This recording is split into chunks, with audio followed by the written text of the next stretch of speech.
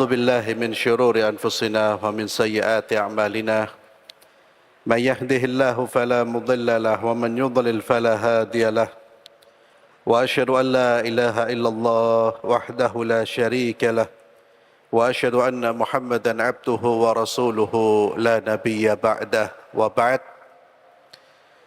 Ikhwani fillah, a'azzallahu wa iyyakum. Kita akan melanjutkan pembahasan terkait dengan asbab ziyadatil iman, sebab-sebab bertambahnya iman. Seperti yang kita fahami dan kita yakini bahwasanya iman bertambah dan berkurang. Dan sebab-sebab yang menyebabkan iman kita bertambah secara umum adalah ketaatan kepada Allah Subhanahu wa taala. Yazidu bi ta'ah wa yanqus bil ma'siyah.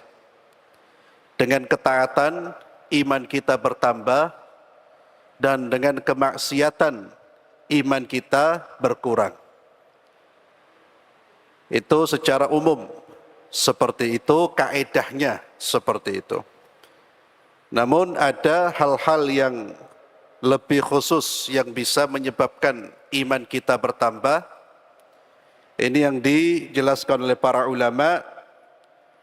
4 penyebab sudah kita bahas pada pertemuan yang lalu. Yang pertama, ada yang masih ingat penyebab bertambahnya iman? Yang pertama apa? Menuntut ilmu. Talabul ilmin nafi', ya, menuntut ilmu syar'i, ilmu yang bermanfaat, yang bersumber dari Al-Quran dan Sunnah. Siapa yang ingin terjaga imannya dan bertambah imannya, maka carilah ilmu, pelajarilah ilmu syar'i. Dan ilmu yang menambah keimanan kita adalah ilmu syar'i yang bersumber dari Al-Quran dan Sunnah. Pada pertemuan yang lalu, saya sudah mengingatkan, tidak semua ilmu yang dianggap ilmu agama itu ilmu yang benar. Contohnya ilmu kalam, ilmu filsafat.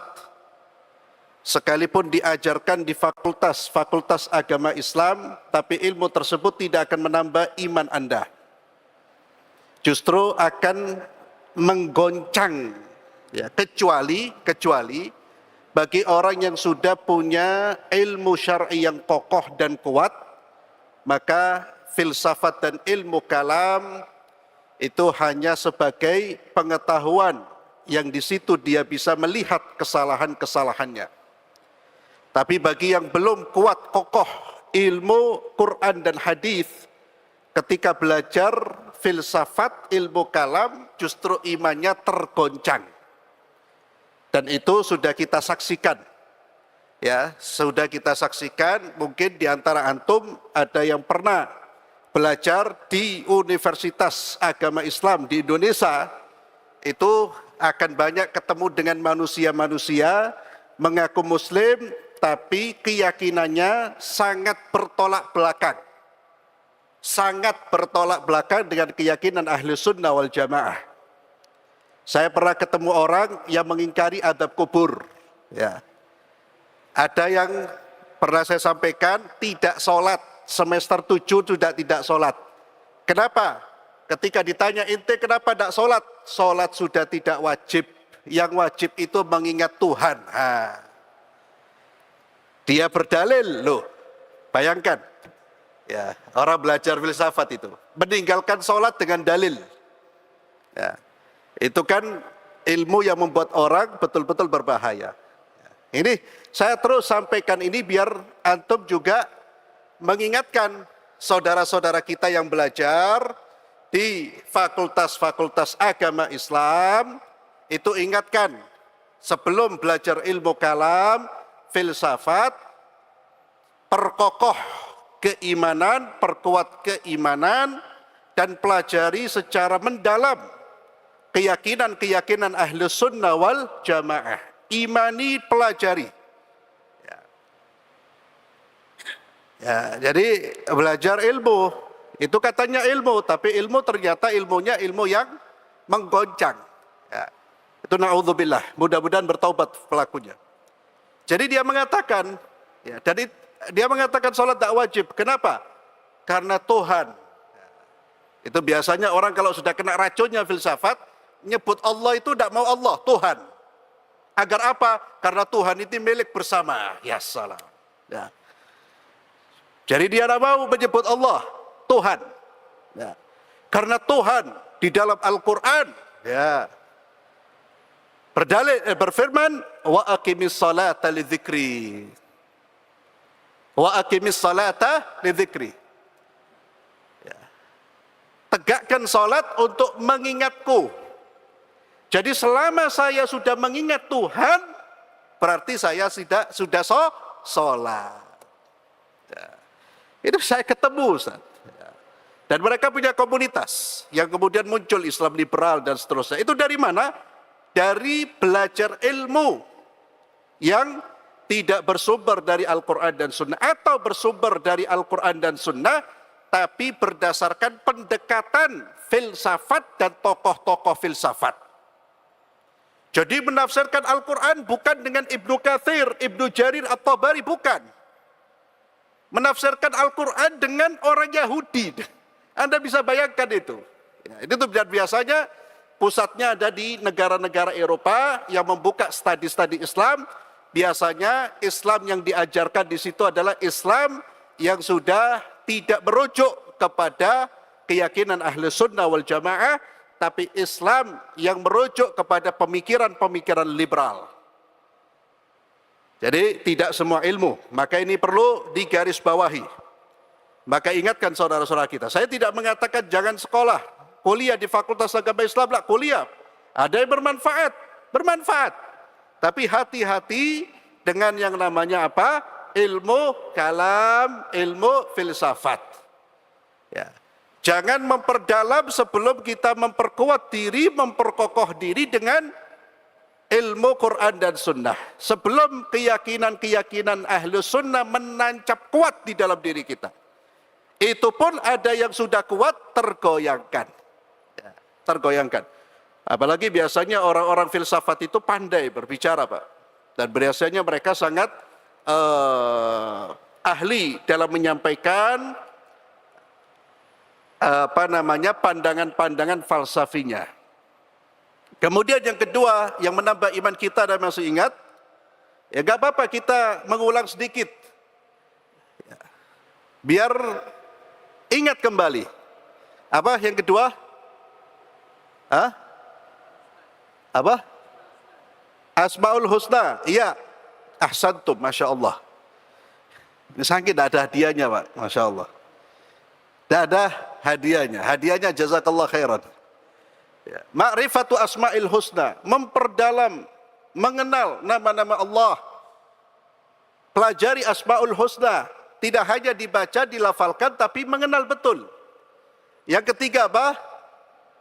Membaca Al-Quran dengan tadabbur. Itu menguatkan iman kita. Tidak hanya sekedar membaca, tapi tadabburi isi Al-Quran. Yang keempat,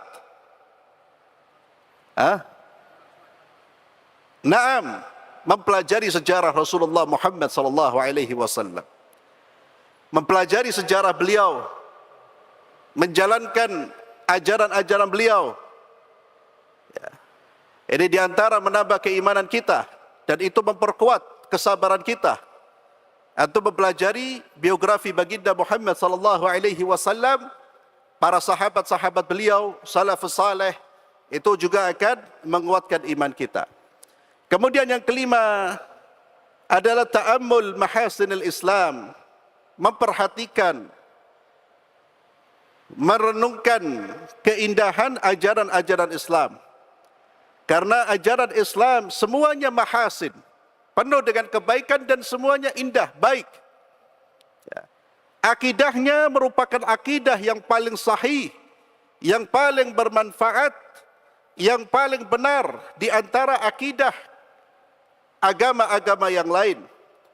Hukumnya yang paling baik, yang paling adil bagi hamba-hamba Allah. Orang kalau memperhatikan ajaran Islam, keyakinannya, hukum-hukumnya, dia akan semakin kokoh keyakinannya terhadap Islam. Karena jika dibandingkan dengan keyakinan-keyakinan yang lain, dia akan menemukan keyakinan Islam yang paling benar, yang paling mudah difahami, yang paling mudah untuk dibenarkan. Demikian pula hukum-hukumnya. Wa akhlaquhu ajmalul akhlaq wa akmaluha itlaqan. Demikian pula dari aspek akhlak.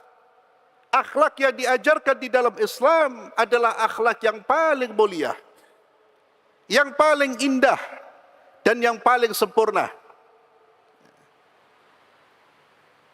فالمتأمل في هذه كلها يزين الله الإيمان في قلبه ويحببه إليه فيجد حلاوته فيزداد إيمانا. Orang yang memperhatikan ajaran-ajaran Islam, baik dari aspek akidahnya, ibadahnya, akhlaknya, dia memperhatikan hikmah-hikmahnya, itu akan menjadikan dia semakin cinta kepada ajaran ini, agama ini, dan Allah akan menghiasi hatinya dengan keimanan, sehingga bertambah imannya kepada Allah dan bertambah imannya kepada apa yang diturunkan oleh Allah Subhanahu wa taala. Kemudian yang keenam adalah memperhatikan ayat-ayat Allah, ciptaan-ciptaan Allah, makhluk-makhluk ciptaan Allah. Perhatikan ciptaan Allah dan kita akan sampai pada keagungan dan kebesaran Allah Subhanahu wa taala. Perhatikan ciptaan Allah di langit dan di bumi. Bagaimana keindahan, kekuatan, kedahsyatan, kehebatan ciptaan-ciptaan Allah. Memperhatikan ciptaan Allah akan mengajak kita untuk menyimpulkan bahawa Sang Pencipta adalah yang terbaik, yang terbesar, yang teragung. Kalau ciptaannya begitu indah, bagaimana dengan Sang Pencipta? Kalau penciptaannya begitu agung, bagaimana dengan Sang Pencipta? Maka seluruh ciptaan Allah, hubungkan ciptaan tersebut dengan Sang Penciptanya. Itulah mengapa ikhwani fillah, ketika kita melihat ciptaan Allah, maka berzikir, menyebut nama Allah Azza wa Jalla. Ketika kita melihat kehebatan gunung-gunung, keindahan alam, kekuatan ciptaan Allah, dahsyatnya penciptaan langit yang Allah ciptakan 7 lapis tanpa tiang. Dahsyatnya ciptaan tersebut, bagaimana dengan Sang Pencipta? Maka kita dianjurkan untuk memperhatikan ciptaan Allah Azza wa Jalla. Maka di antara yang bisa menguatkan keimanan kita kepada Allah adalah menelusuri dan mengkaji kehebatan ciptaan-ciptaan Allah. Simak kekuatan ciptaan-ciptaan Allah. Baca buku-buku yang terkait dengan ciptaan-ciptaan Allah. Jangankan kita berbicara tentang ciptaan-ciptaan yang lain. Telusuri kehebatan ciptaan Allah yang ada di dalam diri kita. Bagaimana susunan organ tubuh kita Allah menciptakan begitu hebat, begitu detail. Bagaimana saraf-saraf yang Allah ciptakan di dalam diri kita. Allahu Akbar. Dan Quran berulang-ulang memerintahkan pembacanya untuk memperhatikan ciptaan Allah. Allah sering berbicara tentang penciptaan langit, penciptaan bumi, manusia dan seterusnya. Wa fi nafsil insan wa ma huwa alaihi minas sifat. Ya. Perhatikan tentang manusia, sifat-sifat yang ada di dalam diri manusia dan seterusnya. Ya. Allahu Akbar, itu betul-betul akan meningkatkan iman dan ketakwaan kita kepada Allah, meningkatkan ta'zim, pengagungan kita kepada Allah Subhanahu wa taala. Oleh karena itu ikhwan fillah, ketika kita mulai bangun tidur saja, kita sudah diingatkan tentang kebesaran Allah. Ketika kita bangun, kita membaca doa apa? Alhamdulillahilladzi ahyana ba'da ma amatana. Segala puji bagi Allah yang menghidupkan kami setelah kami diwafatkan. Artinya kita tidur, Allah mewafatkan kita. Berapa jumlah makhluk? Dan Allah Azza wa Jalla yang mengatur mereka hidup, mengatur mereka mati. Dahsyatnya keagungan Allah. Ya. Alhamdulillahilladzi ahyana ba'da ma amatana wa ilaihin nusyur. Kemudian kita dianjurkan ketika bangun dari tidur kita di malam hari, disunnahkan apa di antaranya membaca 10 ayat terakhir dari surat Al-Imran. Hadza sunnah. Kalau antum bangun di malam hari, ingin salat di malam hari, atau bangun menjelang subuh, keluar melihat ke langit sambil membaca 10 ayat terakhir dari surat Al-Imran, sunnah. Inna fi khalqis samawati wal ard wa ikhtilafil laili wan nahar la ayatin li ulil albab. Penciptaan langit dan bumi lah ayat. Di situ ada tanda-tanda kebesaran Allah, tentu bagi orang-orang yang berakal. Maka hendaknya kita gunakan akal kita, hati kita untuk melihat, memperhatikan ciptaan Allah. Dan selalu kaitkan dengan Sang Pencipta. Ketika kita melihat keindahan, ingat Sang Pencipta. Maka ucapkan kalimat-kalimat yang mengingatkan kita kepada Allah Azza wa Jalla. Ya, subhanallah, alhamdulillah, Allahu Akbar. Jangan hanya mengucapkan kata-kata yang tidak ada zikrullah. Tidak ada di situ kita mengingat Allah Subhanahu wa taala. Kemudian yang ketujuh adalah al-ikthar min zikrillah wa du'a. Kita ingin iman kita bertambah, terjaga, perbanyak mengingat Allah. Perbanyak mengingat Allah Azza wa Jalla. Dengan mengingat Allah, kita akan dijaga iman kita oleh Allah. Ya, fadhkuruni adzkurkum. Ingatlah aku, kata Allah Azza wa Jalla, niscaya aku akan mengingat kalian. Allah akan menjaga iman kita. Maka Allah ketika mengingat kita, Allah akan menjaga diri kita, Allah akan menjaga kehidupan kita. Dan zikrullah, ikhwani fillah, zikir ini ibadah yang paling ringan tapi paling dahsyat fadilahnya. Paling dahsyat. Ada puluhan fadilah, bahkan ratusan fadilah dari zikrullah. Dan ibadah ini paling ringan. Namun ikhwani fillah, manusia terlena, dipalingkan dari zikrullah, disibukkan dengan hal-hal yang justru menjauhkan dia dari zikrullah. Coba tengok kehidupan kita, keluarga kita. Apa yang menjadi ucapan yang diucapkan, atau apa yang keluar dari lisan anak-anak kita, istri-istri kita? Ghina, nyanyian. Zikirnya kapan? Zikirnya hanya pada sisa-sisa waktunya. Salat di sisa-sisa waktu. Setelah itu zikirnya sebentar. Setelah itu apa? Duduk, nonton konser, nonton lagu. Wallahi ikhwani fillah, antum silakan buka buku para ulama-ulama kita. Kenapa mereka keras soal musik? Kenapa? Karena musik, orang kalau sudah kena musik, Pak, dia akan lalai dari zikrullah. Musik itu candu. Dan ini tidak perlu Anda baca penelitian, tidak perlu, rasakan sendiri. Orang kalau sudah senang musik, Pak, lisannya terus nyanyi. Nyanyi, logo nyanyi. Maka kata para ulama, hubbu alhanil ghina wa hubbul Qur'ani fi qalbi abdi laysa yajtami'an.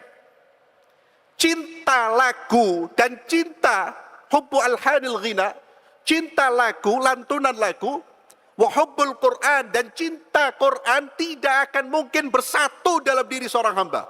Tidak mungkin. berdusta. Kalau ada orang gila musik, gila Quran, berdusta. Datangkan Pak. Orang kalau sudah gila musik, coba tengok. Atau kita lah. Quran, berapa lama kita baca? Coba bandingkan dengan lisan dan pendengaran kita. Lebih banyak mendengarkan mana? Bandingkan. Dan itulah ikhwani fillah. Antum baca itu ulama-ulama kita, Pak. Kenapa? Karena hikmahnya jelas. Itu membuat kita berpaling dari zikrullah. Berpaling dari Quran. Dan itu menyebabkan penyakit di dalam hati. Tidak ada orang senang lagu, senang Quran. Dan otomatis. Kalau orang sudah cinta Quran, Pak, otomatis musiknya mulai berkurang. Itu saling menggeser. Anda lihat. Itu otomatis itu. Kalau orang cinta musik, Qurannya bergeser. Tidak ketemu itu. Maka ikhwani fillah, rubah gaya hidup kita, Pak. Yang biasa akrab dengan musik dirubah, akrab dengan Quran, akrab dengan zikrullah. Kalau kita ingin iman kita bertambah, kita ingin hati kita bersih, kita ingin ketika meninggal mudah mengucapkan kalimat la ilaha illallah. Namun kalau kita ingin hati kita keras, kaku, sehingga salat tak bisa khusyuk, ya perbanyak nyanyi. Qurannya nanti aja, Pak. Kalau sudah mati dibocoi Quran kadang-kadang. La haula wa la quwata. Quran itu untuk orang yang masih hidup. Dibaca ketika ente hidup. Baca Quran, perbanyak membaca Al-Quran. Maka zikrullah ikhwani fillah. Dan ini ibadah yang membuat orang nanti akan menyesal, Pak. Banyak orang menyesal, ya Allah kenapa saya di dunia sedikit berzikir. Kenapa saya di dunia sedikit mengingat Allah? Kenapa? Karena mereka melihat begitu besar fadilah orang-orang yang berzikir. Begitu besar fadilah dari zikrullah. Maka sekarang kita rubah, perbanyak zikrullah. Dimulai dari apa? Biasakan kita membaca zikir-zikir yang terkait dengan aktivitas kita. Nabi kita Muhammad SAW mengajarkan kepada kita semua aktivitas itu ada zikir dan doanya. Kita mulai dari situ. Biasakan. Kemudian setelah itu wajibkan diri kita untuk punya wirid harian membaca Al-Quran. Wajibkan. Minimal setengah juz. Setengah juz berapa halaman? 5 halaman. Iya. Minimal, wajibkan. Untuk apa? Agar kita itu terbiasa berzikir. Karena salah satu zikir kita adalah Al-Quran. Wajibkan. Kalau kita secara kalau kita menyibukkan diri dengan zikir, otomatis kita akan meninggalkan hal-hal yang tidak ada kaitannya dengan zikir. Jadi dirubah. Ya. Jangan zikirnya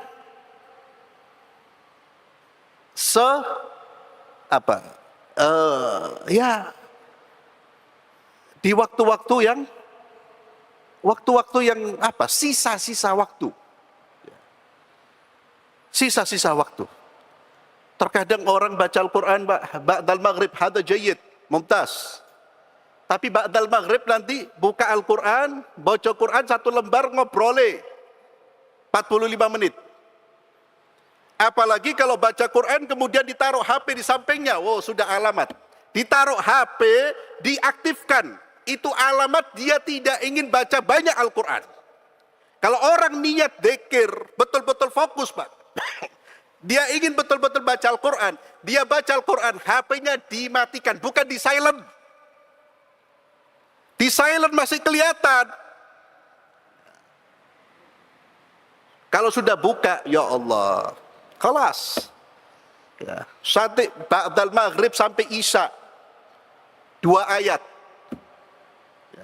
Ya apa mau nambah iman kita? Maka perbanyak zikrullah azza wa jalla. Kemudian diantaranya adalah doa, perbanyak doa. Minta kepada Allah azza wa jalla. Dan doa terbaik, doa yang kita baca di dalam solat. Ketika kita membaca ihdinas siratal mustaqim, itu doa yang terbaik. Oleh karena itu ketika kita solat betul-betul hadirkan kekhusyuan. Terutama ketika kita membaca Al-Fatihah, karena di situ kunci kita mohon kepada Allah. Ya Allah, hidupku ini kasih orang petunjuk, ya Allah. Jangan sampai ketika kita membaca ihdinas siratal mustaqim kita dalam kondisi yang lalai.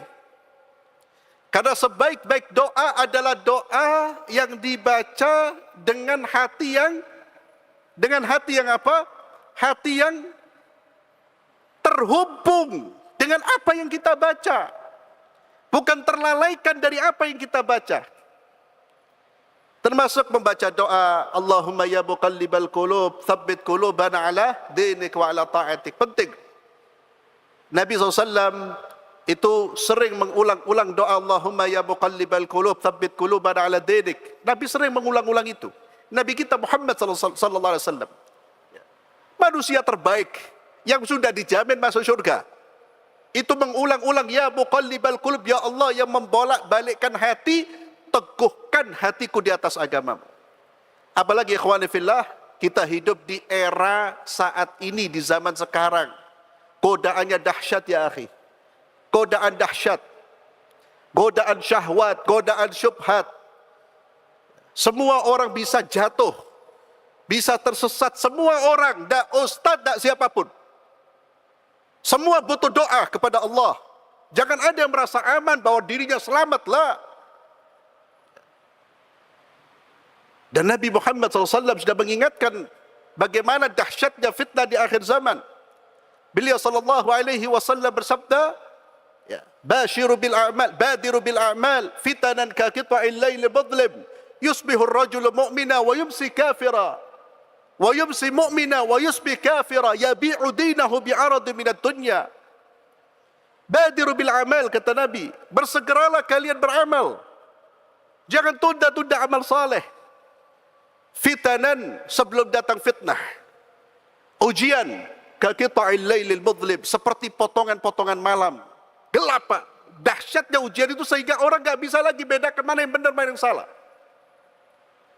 Dampaknya apa? Yusbihur rajulu mu'mina wa yumsi kafirah.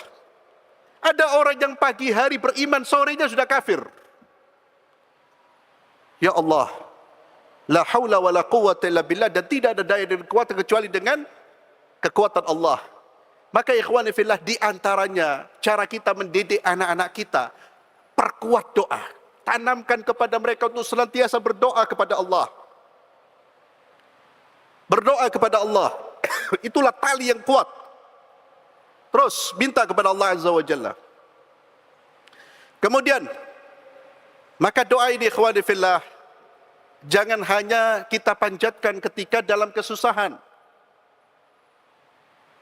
Perbanyak doa, bahkan doa yang terbaik, doa ketika kita dalam kesenangan. Karena sebagian orang berdoa, perbanyak doa kalau dalam kondisi kepepet. Banyak masalah, pikiran bek baru. Allahumma sambil pergi sambil nangis-nangis. Ketika kondisi aman, fulus lancar, khalas. Ya, kembali. Ya, goyang kepala terus dia. Dengan musiknya. Ketika ada masalah baru, ya Allah, ya Allah. Ya. La ya akhi. Maka Nabi SAW mengingatkan masalah ini. Ta'arraf ilallahi fir rakha, ya'rifka fi syiddah. Kenalilah Allah di saat kamu senang. Niscaya Allah akan mengenalimu di saat kamu susah. Jangan seperti orang-orang musyrik. فَإِذَا رَكِبُوا فِي الْفُلْكِ دَعَوُوا اللَّهَ مُخْلِصِينَ لَهُ الدِّينَ فَلَمَّا نَجَّاهُمْ إِلَى الْبَرِّ إِذَا هُمْ يُشْرِكُونَ. Allah Azza wa Jalla mencela mereka, dan jika mereka فَإِذَا رَكِبُوا فِي الْفُلْكِ, naik di atas kendaraan, di kapal, dan mereka terombang-ambing oleh lautan. Da'awallaha mukhlishina lahuddin. Mereka murni berdoa kepada Allah. Mereka tulus berdoa kepada Allah. Falamma najjahum, tatkala Allah selamatkan mereka, mereka kembali menyekutukan Allah. Mungkin kita tidak menyekutukan Allah dengan menyembah selain Allah, la. Tapi kita mendoakan Allah dengan lebih mencintai hal-hal yang tidak ada kaitannya dengan Allah. Jangan seperti itu. Maka perbanyak doa. Ketika kita dalam kondisi senang, sehat, fulus, lancar, fikiran masih lapang, perbanyak doa. Minta al-afiyah, keselamatan. Minta dijaga iman kita. Minta rezeki kita diberi keberkahan. Minta ditutup usia kita dengan husnul khatimah. Minta diberi ilmu yang bermanfaat. Minta diampuni dosa-dosa kita. Minta agar keluarga kita diselamatkan. Perbanyak doa ya ikhwani fillah. Kemudian al-ikthar minan nawafil ba'dal fara'id. Perbanyak ibadah sunnah. Ini juga menguatkan iman kita. Maka setelah kita menyelesaikan kewajiban, tambahkan salat, tambahkan salat sunnah. Ketika puasa, tambahkan puasa sunnah. Sedikit tapi continue lebih baik daripada tidak sama sekali. Sedikit tapi continue lebih baik dan lebih dicintai oleh Allah daripada banyak tapi cuma sekali. 2 rakaat di malam hari ditutup dengan salat witir, itu lebih baik tapi continue daripada semalam langsung salat 23 rakaat kemudian besok libur selama-lamanya. Pray. Ya. Maka continue ikhwani fillah. Tambahkan ibadah-ibadah sunnah. Sunnah baik dalam salat kita, puasa dan seterusnya. Kemudian al-ittisaf fi sifatil mu'minina sadiqin. Usahakan diri kita untuk memiliki sifat seperti sifatnya orang-orang beriman yang jujur, yang Allah sebutkan sifat-sifat mereka dalam Al-Quran dan juga disebutkan di dalam hadis-hadis Nabi kita Muhammad sallallahu alaihi wasallam. Usahakan setiap kali kita membaca sifat yang Allah sebutkan, sifat tersebut sebagai sifatnya orang beriman, sifatnya orang bertakwa, maka usahakan kita untuk menjadikan sifat itu sebagai sifat kita. Ketika kita membaca firman Allah Azza wa Jalla dalam surah Al-Baqarah terkait dengan orang-orang bertakwa, alladzina yu'minuna bil ghaibi wa yuqimuna as-salata wa mimma razaqnahum yunfiqun. Maka betul-betul kita ambil, teladani dan jadikan apa yang Allah jabarkan, jelaskan sebagai sifat orang yang bertakwa, jadikan sifat ini sifat kita. Maka tegakkan salat dengan baik, infakkan harta kita di jalan Allah, dan seterusnya. Wa awliya Allahil as-salihin. Dan usahakan kita mensifati diri kita dengan sifat-sifat wali-wali Allah. Siapa wali-wali Allah? Allah Azza wa Jalla menyebutkan alladzina amanu wa kanu yattaqun. Orang-orang beriman dan bertakwa kepada Allah Subhanahu wa taala. Wa ittiba'u atharihim. Mengikuti jejak mereka, orang-orang saleh, orang-orang beriman, wal akhdhu bihadihim. Mengambil petunjuk mereka, wa mujalasatuhum, dan ingin bertambah iman kita, duduklah dengan orang-orang saleh, duduklah di majlisnya orang-orang saleh. Lianna dzalik yudzakkiru al-'abdu bi rabbih yudzakkiru al-'abda bi rabbih tabaraka wa ta'ala. Karena semua itu dapat mengingatkan hamba akan Allah Azza wa Jalla, wa yuraqqiq qalbahu, dan akan melunakkan hatinya, wa yaziduhu imana, dan akan bertambah imannya. Kemudian yang berikutnya, ad-da'watu ila Allah wal amru bil ma'ruf wan nahyu 'anil munkar wat tawasi bil haqqi was sabr. Di antara yang menambah keimanan kita ikhwani fillah, berdakwah di jalan Allah. Dakwah itu punya pengaruh. Ketika seorang manusia berdakwah di jalan Allah, beramar ma'ruf nahi munkar, saling nasihat menasihati dengan kebenaran dan kesabaran, itu akan memperkokoh imannya. Dan jalan dakwah itu adalah jalannya para nabi. Jalan dakwah adalah jalannya para rasul. Tidak ada tugas yang Allah berikan kepada para rasul dan para anbiya kecuali berdakwah di jalan Allah Subhanahu wa taala. Walaqad ba'atsna fi kulli ummatin rasulan an i'budullah wajtanibut taghut. Dan sungguh kami telah mengutus setiap umat itu seorang rasul. Apa tugas mereka? An i'budullah. Tugas mereka menyeru manusia untuk beribadah kepada Allah dan menjauhi segala sesembahan-sesembahan selain Allah Subhanahu wa taala. Maka justru meninggalkan amar ma'ruf nahi munkar, meninggalkan dakwah dapat memperlemah iman kita. Berdakwah di jalan Allah, sekalipun beresiko, sekalipun mungkin kita dicela, sekalipun mungkin kita akan dihina, direndahkan, diolok-olok, itu tidak akan menambah kecuali keimanan kita. Selama dakwah kita, dakwah dengan niat karena Allah dan dakwah dengan cara-cara yang benar. Amar ma'ruf nahi munkar. Ini termasuk salah satu sebab yang akan menguatkan iman kita. Kenapa ikhwani fillah? Karena amar ma'ruf nahi munkar dan dakwah merupakan ibadah teragung. Kenapa? Karena itu tugasnya para nabi dan para rasul. Dan untuk menjadi pendakwah ikhwani fillah, tidak perlu antum atau tidak harus kita kemudian naik di atas mimbar atau duduk di atas mimbar lah. Dakwah itu bisa kita sampaikan dimanapun, kapanpun, asalkan yang kita sampaikan sesuai dengan ilmu, berdasarkan ilmu. Yang kita tidak tahu ilmunya jangan bicara, karena dakwah harus berdasarkan ilmu. Itulah yang disebut dengan dakwah bil hikmah, yang disebut dengan dakwah bil basirah. Dan orang untuk berdakwah tidak harus jadi ulama. Dan orang ketika berdakwah tidak harus bersih dari dosa. Kalau syarat orang berdakwah harus bersih dari dosa, semua orang tidak boleh berdakwah. Siapa yang bersih dari dosa? Siapa yang bersih dari kesalahan? Namun niatkan ketika kita belum baik, ketika kita berdakwah, mudah-mudahan dakwah ini juga akan menjadikan diri kita menjadi baik. Karena tugas seorang muslim, selain dia mensolehkan dirinya, hendaknya dia juga mensolehkan orang lain. Dan siapa orang lain yang pertama kali kita solehkan? Minimal siapa? Keluarga kita. Sebagaimana Allah Azza wa Jalla berfirman, ya alladzina amanu qu anfusakum wa ahlikum nara. Ya. Maka minimal kita menjadi da'i di tengah-tengah rumah tangga kita. Tegakkan amar ma'ruf nahi munkar. Wallahu a'lam bissawab. Insyaallah kita lanjutkan pada pertemuan berikutnya. Kita tutup majlis kita malam hari dengan doa kafaratul majlis. Subhanakallahumma bihamdik asyhadu an la ilaha illa anta astaghfiruka wa atubu ilaik. Assalamualaikum warahmatullahi wabarakatuh.